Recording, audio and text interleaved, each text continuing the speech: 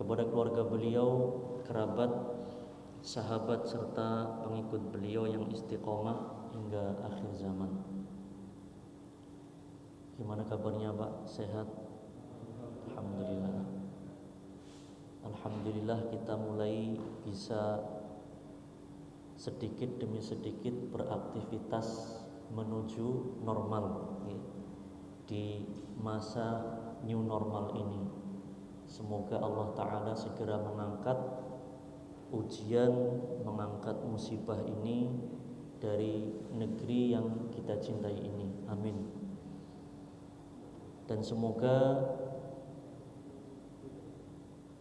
putra-putra bangsa yang gugur, baik itu dari kalangan medis ataupun dari masyarakat yang meninggal dunia karena disebabkan wabah COVID-19 ini, semoga yang meninggal di antara mereka, jika mereka orang yang beriman, Allah jadikan sebagai syuhada. Amin. Dan yang sakit masih dirawat, semoga Allah sembuhkan, diberikan kesabaran dan ketabahan, baik bagi yang sakit ataupun keluarga yang sedang merawatnya. Amin. Saudaraku kaum muslimin dan para jamaah yang dirahmati Allah, pada kesempatan yang berbahagia malam hari ini akan kita kupas sebuah ilmu yang sebetulnya ada di sekitar kita, namun seringkali kita lupakan. Ilmu itu ilmu apa Pak? Kalau di judul di flyer udah tersebar belum ya? Di share belum? Judulnya apa Pak? Ilmu padi. Ilmu padi. Jadi kita perlu belajar dari padi. Kenapa kita perlu belajar dari padi? Sebetulnya segala sesuatu yang ada di alam semesta ini, yang ada di sekitar kita, semuanya mengandung pelajaran. Rabbana ma khalaqta hadza batila. Allah menciptakan segala sesuatu ini, wahai Rabb kami, sungguhnya Engkau tidaklah menciptakan segala sesuatu kecuali ada hikmah, tidak ada kesia-siaan di balik seluruh yang Allah ciptakan. Sampai rumput yang bergoyang pun pasti ada pelajaran di balik itu. Salah satu buktinya sekarang ada jenis rumput-rumputan yang menjadi obat.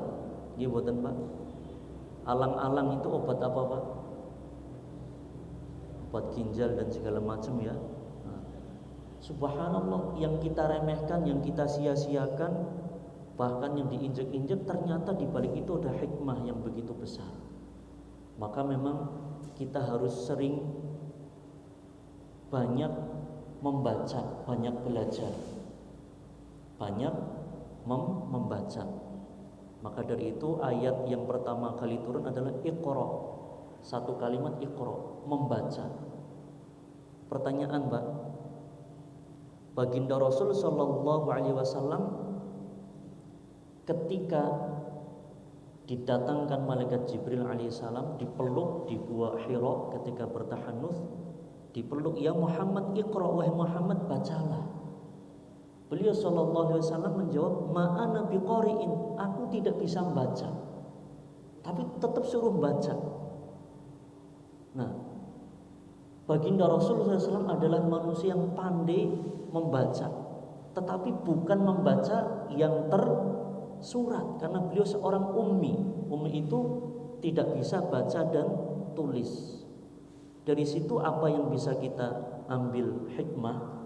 Bahwa membaca itu ada dua jenis. Ada berapa jenis Pak? Dua. Membaca yang tersurat berupa tulisan, literatur, referensi, buku, majalah dan segala macam. Yang kedua, membaca yang tersirat, yaitu selain tulisan, membaca alam, membaca lingkungan, membaca kondisi.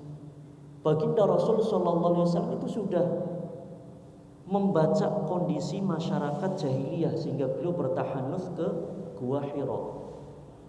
Nah, kembali kepada pembahasan kita perlu banyak belajar, perlu banyak membaca dari sekitar kita, termasuk dari padi yang setiap hari kita makan. Di sini semuanya makannya padi nih Pak. Padi nopo nasi? Pada baiklah ya. Padi ya, menjadi nasi.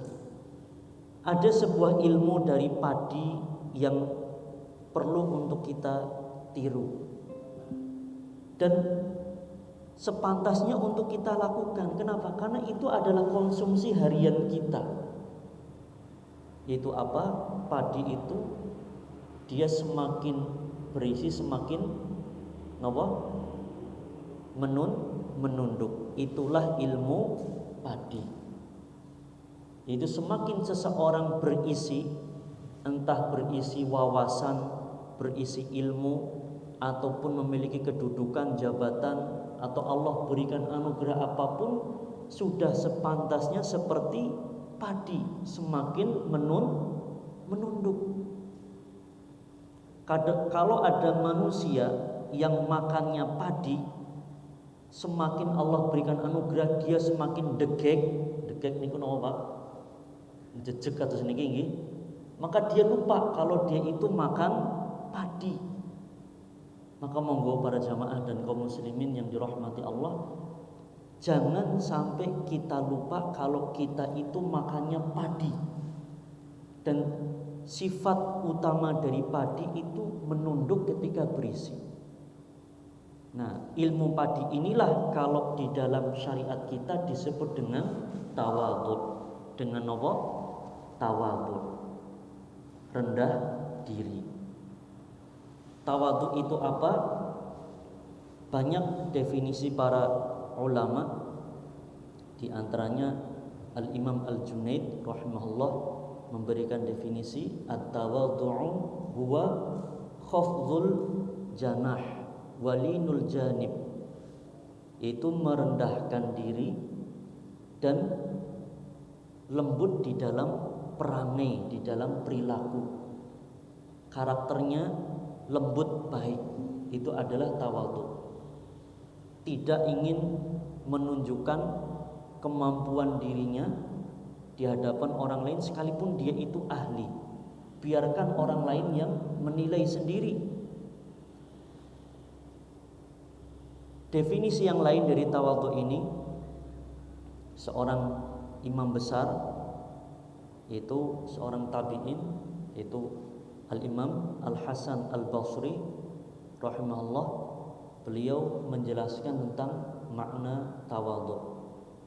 At-tawadhu'u huwa an takhruja min baitika wa la talqa musliman illa wa ra'aita lahu 'alaika fadlan. Maksudnya apa? Tawadhu adalah, beliau menjelaskan dengan definisi, itu engkau keluar dari rumahmu, keluar dari rumah, wala talqa musliman, dan tidaklah engkau bertemu dengan seorang muslim pun, illa kecuali wa ra'aita lahu 'alaika fadlan, kecuali engkau melihat pada diri muslim tersebut memiliki kelebihan atas dirimu. Maksudnya ketika kita bertemu dengan siapapun dari seorang muslim, kita merasa bahwa orang tersebut memiliki kemuliaan yang belum tentu kita punya. Siapapun, entah yang lebih tua ataupun lebih muda. Ilustrasi atau gambarannya mungkin begini Pak. Kalau kita ketemu orang yang lebih tua, Masya Allah, orang yang lebih sepuh dari kita ini pasti sudah lebih banyak asam garam kehidupannya, lebih banyak pengalamannya, lebih banyak wawasannya, kemudian ilmunya juga lebih banyak. Kita munculkan dalam diri kita orang tersebut yang lebih tua dari kita, pasti punya kelebihan yang tidak kita miliki, sehingga kita bisa menundukkan diri kita di hadapan orang tersebut. Dan sebaliknya, jika kita ketemu dengan seseorang yang lebih muda dari kita, kita juga merasa anak muda ini punya kelebihan dibanding kita. Minimal apa? Minimal dosanya lebih sedikit dibandingkan kita. Kita umurnya 40 tahun misalkan, dia 25 tahun. Berarti dosa yang dia lakukan lebih sedikit dibandingkan kita. Minimal itu. Sehingga apa? Kita bisa menundukkan diri kita di hadapan orang tersebut. Ini kadar minimal. Belum lagi jika orang tersebut punya kelebihan-kelebihan yang lain yang tidak kita punyai. Seseorang yang ahli ekonomi ketemu dengan ahli biologi. Wah, ini punya ilmu yang tidak saya miliki. Kita menundukkan diri. Sehingga dengan tawadhu ini bisa sharing, bisa berbagi ilmu. Bisa tanya tentang ilmu biologi, dan ahli biologi ini bisa tanya tentang ekonomi dan sebaliknya. Intinya bahwa tawadhu ini merendahkan diri, ya, menundukkan diri di hadapan orang lain, tidak ingin merasa membanggakan diri di hadapan orang lain. Sekalipun orang tersebut memiliki kelebihan, tapi tidak sengaja dia tampakkan agar orang lain memujinya, atau dalam bahasa kita unjuk gigi atau unjuk kebolehan. Biarkan orang lain itu menilai. Kenapa? Karena di masyarakat kita itu ada sebuah fenomena yang disadari atau tidak disadari itu terjadi. Itu sebuah fenomena gunung es. Ya. Jadi gunung es itu kan kelihatan muncul di permukaan hanya sebagian. Sebetulnya yang di bawah permukaan itu lebih besar, lebih banyak lagi. Maksudnya apa? Masyarakat itu sekalipun mereka lebih banyak yang diam, yang vokal lebih sedikit, yang diam lebih banyak. Maksudnya hanya segelintir orang yang memberikan penilaian terhadap kita, yang memberikan penilaian tentang kita. Selebihnya mereka silent, diam. Tetapi mereka punya pandangan tentang kita. Punya pandangan tentang kita. Jadi kita tidak perlu menunjukkan siapa diri kita. Kita cukup berbuat saja, memberikan kontribusi yang terbaik. Biarkan orang lain yang menilai. Biarkan orang lain yang menilai.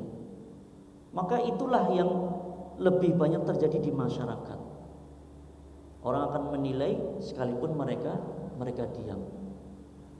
Dan tawadhu ini adalah akhlak yang mulia. Baginda Rasul sallallahu alaihi wasallam adalah sayyidul mutawadhi'in. Beliau adalah pimpinannya orang-orang yang tawadhu. Beliau subhanallah manusia terbaik sepanjang sejarah peradaban dunia. Namun beliau tidak mau dilebih-lebihkan dibandingkan para nabi dan rasul yang lainnya, sekalipun beliau memang adalah nabi dan rasul yang terbaik.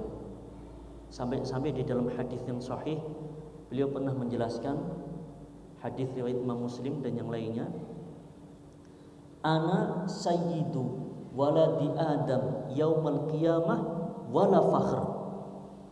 Beliau menjelaskan, aku adalah sayyid, pimpinan, ya, pimpinan atau tuannya seluruh anak manusia, seluruh anak Adam, seluruh manusia. Yaumul qiyamah, kelak pada hari kiamat. Dan di akhir hadis beliau menyebutkan wala fakhr, dan itu bukanlah sebuah kesombongan. Maksudnya beliau sallallahu alaihi wasallam ingin menjelaskan kebenaran, bukan menunjukkan diri beliau. Ini loh gue, aku manusia terbaik di akhirat kelak, bukan. Tapi menunjukkan kebenaran agar kita tahu bahwa kedudukan beliau adalah tertinggi di dunia maupun di akhirat. Adapun dalam hadis disebutkan yaumul qiyamah, kelak pada hari kiamat, disebutkan oleh Imam An-Nawawi rahimahullah dalam syarah beliau tentang hadis ini, karena hadis ini riwayat Imam Nawawi, riwayat Imam Muslim disyarah oleh Imam Nawawi. Beliau menjelaskan kurang lebih bahwa sebetulnya baginda Rasul Shallallahu Alaihi Wasallam adalah sayyid, pimpinan manusia di dunia dan akhirat. Namun redaksi yang beliau bawakan hanya menyebutkan yaumul qiyamah, yang di dunia tidak disebutkan, tapi yang disebutkan hanya yaumul qiyamah. Apa hikmahnya? Imam An-Nawawi rahimahullah menjelaskan, maksudnya karena di akhirat tidak ada satu manusia pun, tidak ada satu makhluk pun yang ragu ataupun menantang, ya, apalagi mencemooh tentang kesayyidan beliau, tentang ketokohan beliau. Sepakat seluruh makhluk, manusia, jin dan malaikat. Adapun di dunia banyak manusia yang ragu bahwa beliau adalah manusia terbaik. Bahkan tidak hanya ragu, ada yang mencela, bahkan lebih dari mencela, yaitu memerangi beliau dan memerangi ajaran beliau dan memerangi umat beliau sallallahu alaihi wasallam. Baginda Rasul Sayyidul Mutawadhi'in, pimpinan orang-orang yang tawadhu ini, beliau pernah bersabda, masih hadis yang sahih riwayat Imam Muslim dari sahabat Abu Hurairah radhiyallahu anhu, beliau sallallahu alaihi wasallam bersabda, "Ma naqasat malun min shadaqatin." Sedekah itu tidak akan mengurangi harta. Wa ma zadallahu 'abdan bi'afwin illa 'izzan. Dan tidaklah Allah menambah kepada seorang hamba dengan sebab afwin, yaitu pemberian maaf, illa 'izzan, kecuali adalah kewibawaan. Maksudnya seseorang yang suka memberikan maaf itu tidak akan ditambah oleh Allah kecuali kewibawaan. Semakin orang itu sering memberikan maaf atas kesalahan-kesalahan orang yang menyalahinya, maka hamba tersebut akan Allah jadikan semakin mulia, semakin wibawa di hadapan manusia yang lain. Dan kalimat yang ketiga, wa ma tawadhu'a ahadun lillahi illa rafa'ahullah. Dan tidaklah seseorang bertawadhu, merendahkan diri karena Allah, illa rafa'ahullah, kecuali Allah akan angkat derajatnya. Kecuali Allah akan angkat derajatnya. Jadi seseorang yang memiliki sifat tawadhu, tawadhu bukan semata-mata karena karakter bawaan dari kecil, bukan, tetapi karena memang ada niat karena Allah dan ada usaha untuk menerapkan tawadhu tersebut karena Allah, maka Allah akan angkat derajatnya di dunia ataupun di akhirat. Ada begitu banyak kata-kata hikmah yang ada di sekitar kita yang menunjukkan tawadhu dan lawan dari tawadhu. Lawan dari tawadhu adalah al-kibr, kesombongan. Dalam peribahasa kita mengenal tong kosong, tahu Pak? Nyaring bunyinya. Tong kosong nyaring bunyinya. Maksudnya apa? Orang kalau nggak ada isinya itu bunyinya rame. Iya buatan Pak? Air beriak tanda tak dalam, air tenang menghanyutkan. Ini peribahasa dalam bahasa kita. Kalau dalam bahasa Arab ada sebuah syiar, sebuah syair yang sangat indah tentang tawadhu. Seorang penyair mengatakan, ya, tawadhu takun kan najmi laha linadhiri fi safahatil ma'i wa huwa rafi'u wa la taku kaddukhani ya'lu ala tabaqatil jawi wa huwa wadhi'u. Artinya apa? Bertawadhulah engkau, maka engkau laksana bintang, yang bintang itu nampak jelas, nampak kemilau di permukaan air, padahal dia tinggi di langit. Jadi bintang ini tidak menunjukkan dirinya di langitnya, tapi ketika di permukaan air dia kan rendah di bawah, bahkan goyang-goyang karena airnya mungkin bergelombang. Tapi hakikatnya dia tinggi di langit. Jadi sekalipun dia kelihatan kecil atau kelihatan rendah di bawah, hakikatnya dia besar, hakikatnya dia terang dan dia tinggi. Dan jangan sebaliknya seperti dukhon. Dukhon apa Pak? Asap.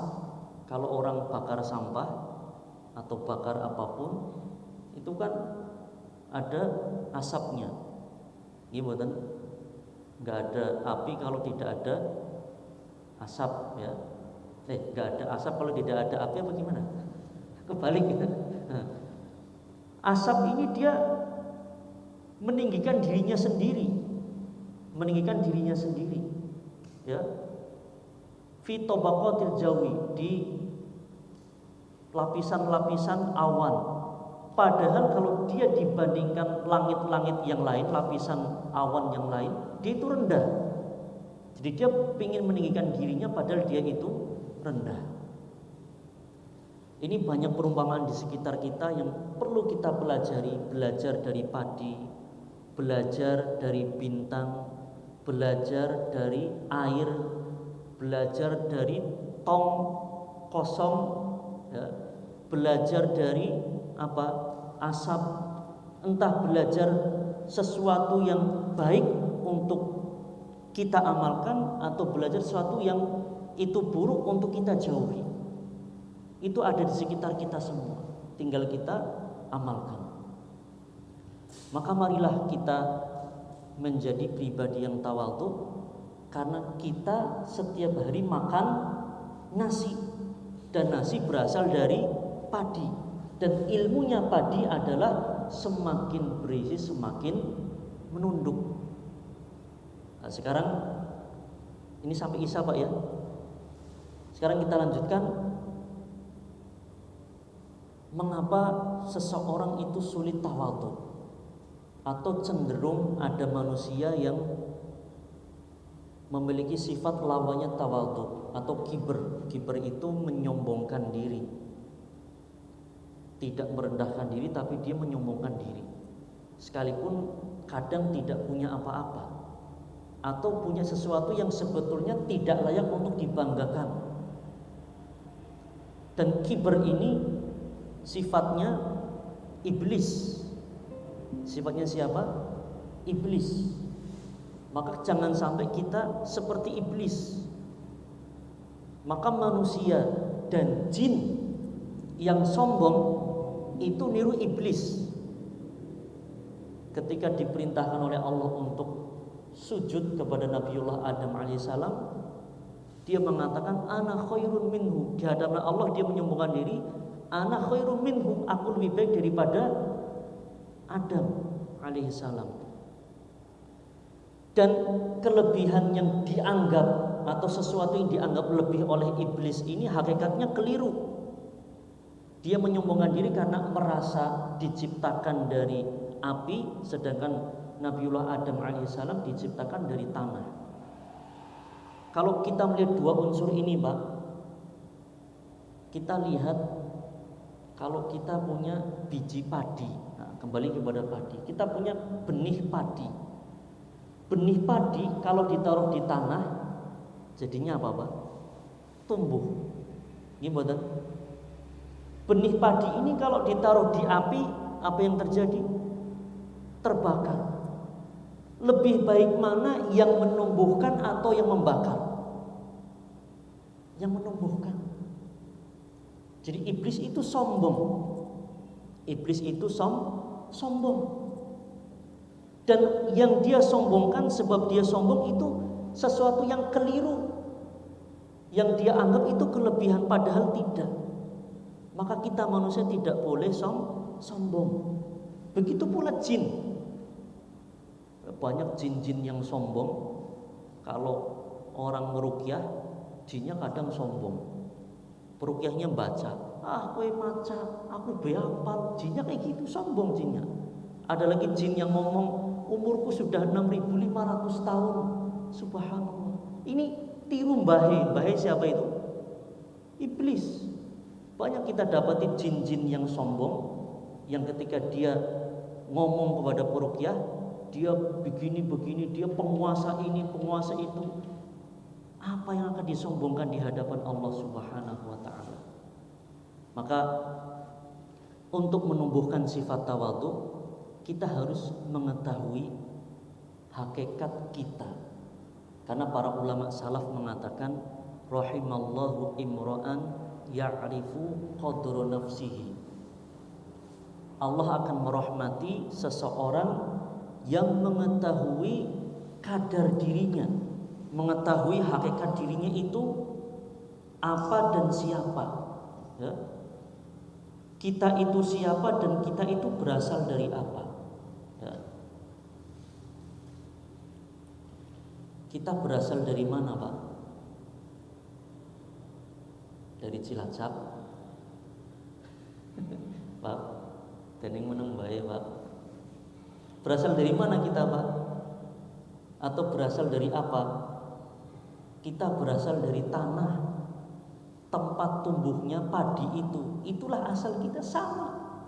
Tempat tumbuhnya padi yaitu tanah, kita berasal dari tanah. Kita berasal dari tanah. Allah Ta'ala menjelaskan di dalam surat Toha ayat 55, minha khalaqnakum wa fiha nu'idukum wa minha nukhrijukum taratan ukhra. Wahai manusia, ini Allah ingatkan kita, dari tanah kami ciptakan kalian, wahai manusia. Dari tanah. Tanah itu tempatnya di mana, Pak? Pak, di bawah apa di atas? Di bawah ya. Yang kita injek-injek, gimana? Di bawah. Itu asal kita. Berasal dari tanah yang Allah ciptakan langsung dengan tanah, ya, yaitu Nabiullah Adam alaihissalam langsung dengan Allah ciptakan dari tanah. Adapun kita tidak langsung, yaitu dari air mani. Tetapi asal muasal air mani itu jika dirunut sampai Nabiullah Adam alaihissalam berasal dari tanah. Wa fiha nu'idukum, dan kami akan kembalikan kalian wahai manusia ke dalam tanah, akan dikubur kembali ke tanah. Jadi kita petantang-petenteng di atas muka bumi, jalan dengan kepongahan kita, karena ilmu kita, harta kita, kecantikan kita, kegagahan kita, jabatan kita akan kembali ke tanah, dikubur lagi. Wa minha nukhrijukum taratan ukhra, dan kami akan bangkitkan kalian kembali wahai manusia dari tanah untuk yang kedua kalinya kelak pada hari kiamat. Jadi kita harus ingat kembali asal kita dari apa? Dari tanah. Yang langsung Nabiullah Adam, adapun kita tidak langsung, tapi kita berasal dari air mani. Mohon maaf ini, Pak, air mani itu kira-kira sesuatu yang kalau kita melihat jijik apa tidak, Pak? Pak, jijik ya? Ya. Mohon maaf, misalkan suami istri sudah berhubungan biologis, keluar air mani, pasti langsung diapakan? Dibersihkan. Ini buatan, Pak. Itulah asal kita. Itulah asal kita, berasal dari air mani ini. Air yang punya kita laki-laki, air mani kita sendiri, kita nggak kepingin berlama-lama ada di pakaian atau di tubuh kita. Pasti pengen kita segera bersihkan. Padahal itu punya kita sendiri. Apalagi punya orang lain, nggak pengen kita pegang. Melihat aja jijik. Gimana? Kemudian setelah kita lahir, kita juga harus ingat bahwa kita itu membawa kotoran. Kita itu membawa kotoran. Tubuh kita ini, tubuh kasar ini, jasad yang berasal dari tanah ini penuh dengan kotoran. Kotoran di mata, kotoran di telinga, kotoran di hidung, kotoran di mulut, kotoran di kemaluan, kotoran di perut. Di kepala saja ada banyak kotoran. Jangankan kita melihat, apalagi memegang. Dengar namanya saja kita sudah risih. Cobi Pak, kalau bahasa Jawa, kotoran mata jenenge napa? Hah? Ketep. Ana sing lebih, kalau orang sakit jenenge apa? Belek. Ketep, belek. Dengar saja sudah risih, ya Pak enggak? Kotoran telinga apa jadinya Pak? Curek, kopok. Kita dengar saja sudah risih. Kotoran di hidung, upil, umbel. Kotoran di mulut, jigong, macam-macam. Sekalipun itu tidak najis. Kopok najis mboten Pak? Upil najis kok mboten. Tapi mau enggak diupili nang kancane? Kan enggak mau kan, sekalipun itu enggak najis. Ya, kita enggak mau. Itu yang tidak najis, apalagi yang di dalam perut, yang di dalam tubuh, jika keluar itu jadi najis, darah. Ya, subhanallah. Dan kotoran dari depan ataupun belakang, yang itu adalah najis. Kita tuh setiap hari bawa kotoran, jadi tidak layak untuk kita menyombongkan diri di atas muka bumi, di mana kita akan kembali ke bumi itu. Kita membawa kotoran dan kita akan kembali ke tanah. Tidak layak bagi kita untuk menyombongkan diri dengan apa yang kita miliki, karena setiap hari kita bawa kotoran. Ini kotoran fisik, kotoran jasmani. Ada kotoran rohani, yaitu dosa-dosa. Allah Ta'ala yang mampu menjadikan kotoran fisik kita berbau. Nggih mboten? Kencing bau napa mboten? Bau mboten, Bang? Bau nggih omane nek bar mangan jengkol kali pete, satu rumah mabok semua. Ya. Apalagi mohon maaf BAB, baunya luar biasa. Ini kotoran fisik. Ada kotoran rohani, itu dosa-dosa.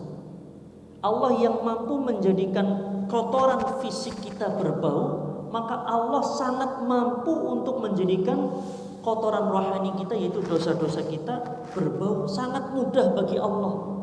Tetapi dengan rahmat Allah Ta'ala, Allah tidak menjadikan dosa itu berbau. Seandainya niki Pak, seandainya kotoran rohani itu dosa-dosa kita itu baunya kayak jigong saja, baunya seperti jigong, belum seperti BAB, seperti jigong, kita nggak akan bisa bermuamalah. Kenapa? Setiap manusia pasti berbau.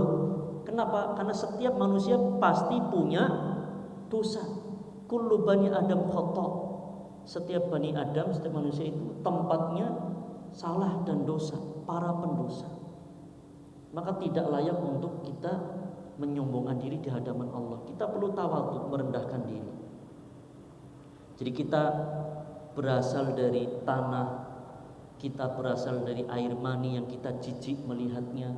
Kita membawa kotoran dan kita akan kembali ke tanah dan akan busuk di dalam tanah. Kecuali jasad para nabi dan para syuhada.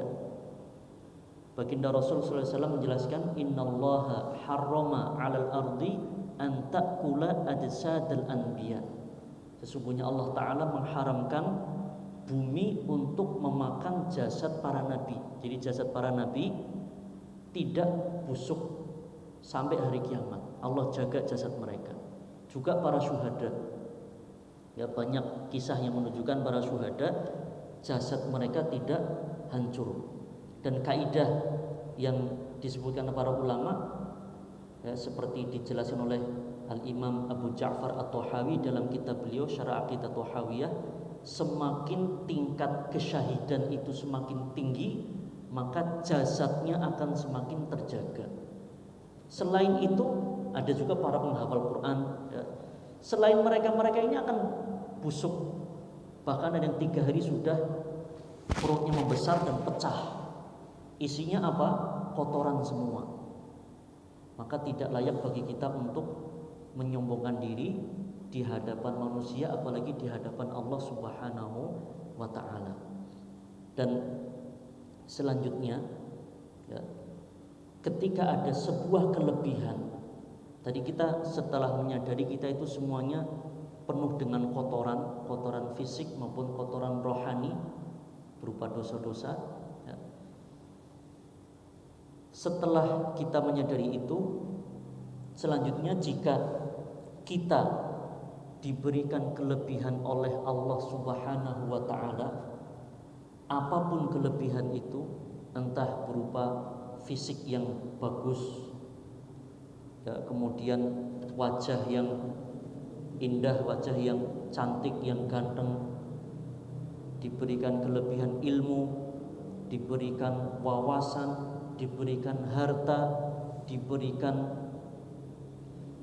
kedudukan, pangkat, maka harus kita ingat itu semua adalah milik Allah, dan itu semua hanyalah titipan dari Allah Subhanahu wa ta'ala. Tidak boleh kita menyombongkan diri jika memiliki hal-hal tersebut.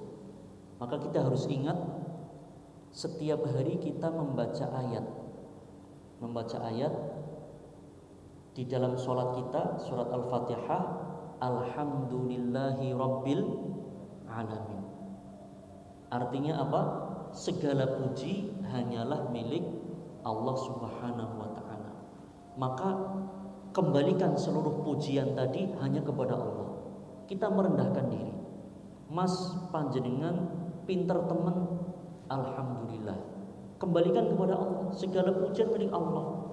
Pak, dedikasi Anda bagus, alhamdulillah, kembalikan kepada Allah. Mbak, cantik bener sih lu, misalkan, kembalikan semua kepada Allah. Apapun yang kita miliki, kembalikan kepada Allah. Jangan sampai, ya, Pak, prestasi Anda bagus, lu baru tahu emang. Jangan, kembalikan kepada Allah. Minimal dengan ucapan kita alhamdulillah.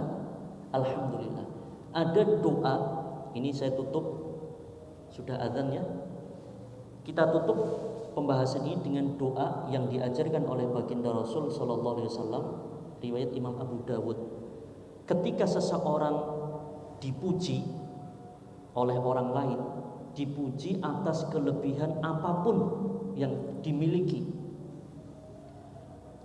karena ilmunya, hartanya, apapun pangkatnya segala macam, maka baginda Rasul sallallahu alaihi wasallam mengajari kita doa yang berbunyi, Allahumma la tu'akhidni bima yaqulun waghfirli ma la ya'lamun waj'alni khairan mimma yadhunnun.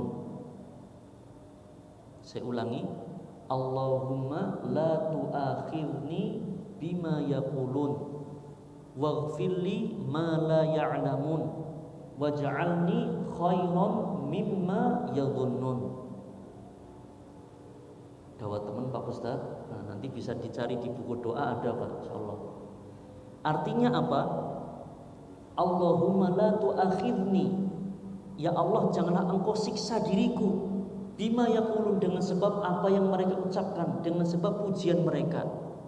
Karena bisa jadi seseorang dipuji kemudian GR, gede rumangsa, langsung membubung tinggi di awan.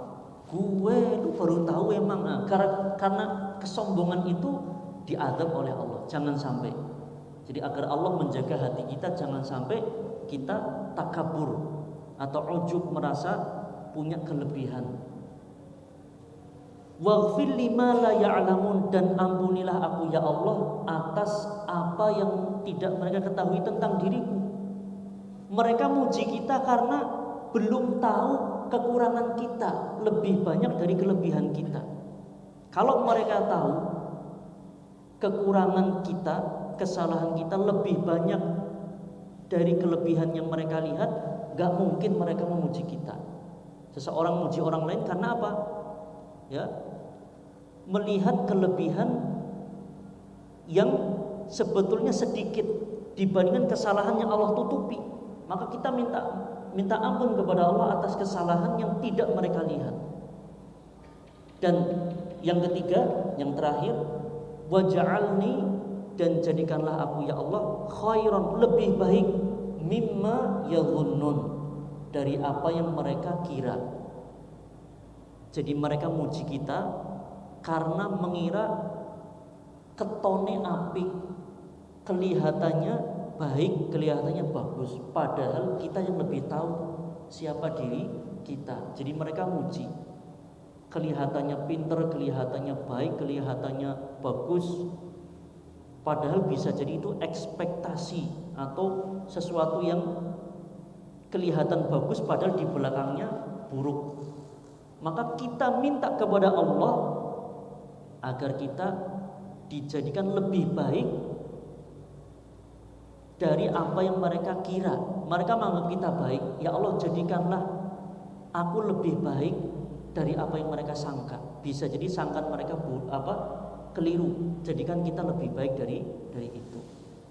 Sehingga dengan doa ini, para jamaah dan kaum muslimin yang dirahmati Allah dimanapun Anda berada, kita bisa menjaga hati kita dari sifat takabur dan tetap menjaga tawadhu kita. Kalau belum hafal, minimal alhamdulillah. Minimal alhamdulillah, kembalikan semuanya hanya kepada Allah Ta'ala. Dan para ulama ini seringkali ketika dipuji di hadapan mereka langsung baca doa ini. Bahkan ada yang terdengar langsung, bacaannya keras, terdengar oleh orang yang memuji. Ini jika kita dipuji. Dan untuk menjaga ketawaduan orang lain, jika kita melihat ada kelebihan yang dimiliki oleh orang lain, ketika kita akan memuji, jadi ada manajemen pujian, ya, manajemen pujian. Jadi kita ketika memuji orang lain, diusahakan jangan muji di hadapan orang itu, tapi puji di hadapan orang lain. Bisa di hadapan temannya, di hadapan keluarganya, di hadapan anaknya, di hadapan orang tuanya. Yang penting jangan di hadapan dia. Kenapa? Nanti bisa merusak hati, menjadikan takabur, menjadikan ujub, dan yang lain sebagainya. Puji seorang anak di hadapan orang tuanya tanpa anak itu tahu, Masya Allah Pak, putranya panjenengan, Masya Allah, ngaten, gak perlu di depan anaknya. Masya Allah, ya, orang tua Anda jos, tanpa di hadapan orang tersebut, tapi di hadapan anaknya atau keluarganya atau temannya. Itu pujian yang lebih baik. Bahkan sampai baginda Rasul memerintahkan kita, jika ada orang puji kita di hadapan kita, langsung suruh ditaburi mulutnya pakai pasir. Ini menunjukkan apa? Bahwa betapa pujian seseorang di hadapan orang itu langsung akan merusak hati tersebut. Sehingga Nabi sampai nyuruh jika perlu ditaburi pasir mulutnya. Subhanallah. Mungkin inilah yang bisa saya sampaikan para jamaah yang dirahmati Allah. Tidak ada tanya jawab ya. Sudah masuk waktu Isya, habis waktunya.